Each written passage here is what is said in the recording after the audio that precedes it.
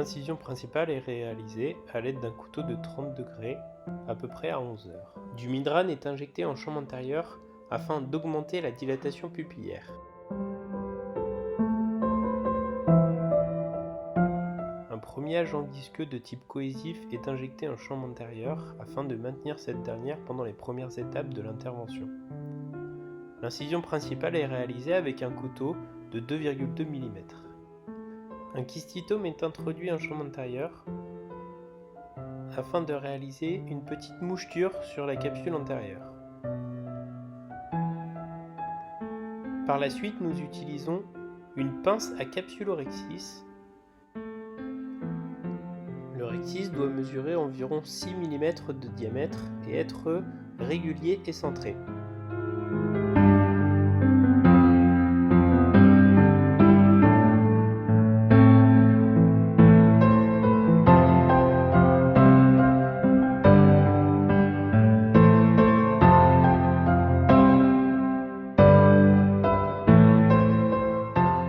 À la fin du rhexis, il ne faut pas oublier de retirer un peu de visqueux cohésif afin d'hypotoniser le globe avant d'entamer l'hydrodissection.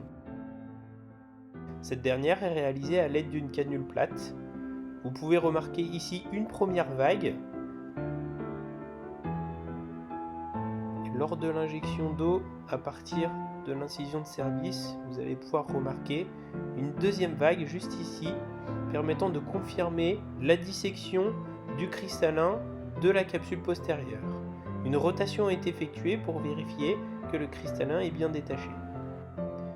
Ensuite, la phacoémulsification va permettre de créer des sillons qui pourront par la suite être craqués afin de former des quartiers que l'on pourra ensuite aspirer.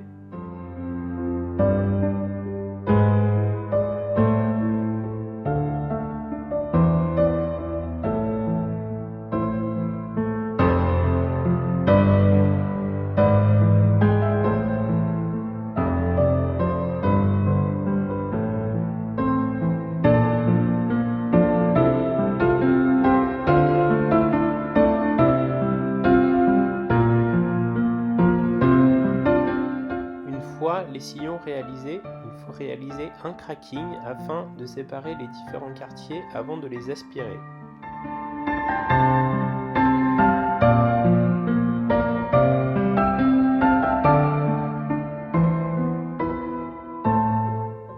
Si les quartiers ont bien été séparés les uns des autres, l'aspiration de ces derniers est rendue très facile. Il faut d'abord luxer le quartier en chambre antérieure, puis le phacoémulsifier de manière prudente afin de protéger les structures de l'œil et notamment la cornée.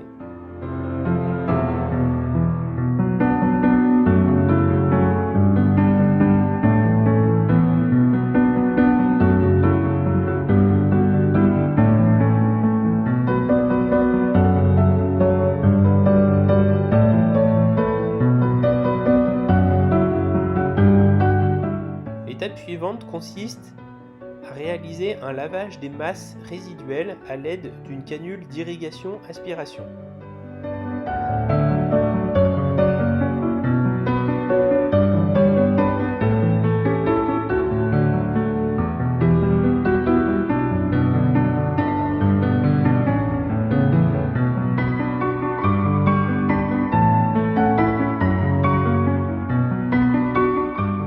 Une fois cette étape complète, vous pouvez réaliser un polissage de la capsule postérieure afin de limiter au maximum le risque de cataracte secondaire.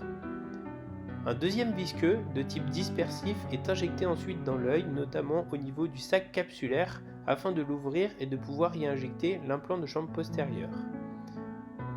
Ici, il s'agit d'une injection d'un implant de chambre postérieure de type hydrophile de la société Zeiss.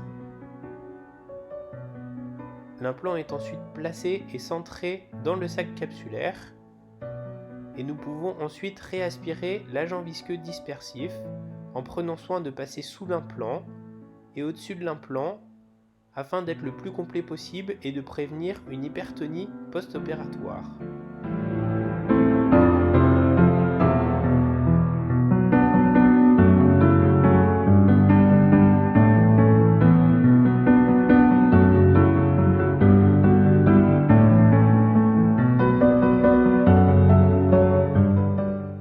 l'ensemble du visqueux retiré, il faut hydrosuturer les berges des incisions afin de rendre le globe étanche et afin d'éviter d'utiliser des sutures cornéennes. Le contrôle de l'étanchéité se fait à l'aide d'une petite éponge et en l'absence de Seidel, il ne restera plus qu'à injecter la céfuroxime en chambre antérieure avant que l'intervention soit terminée.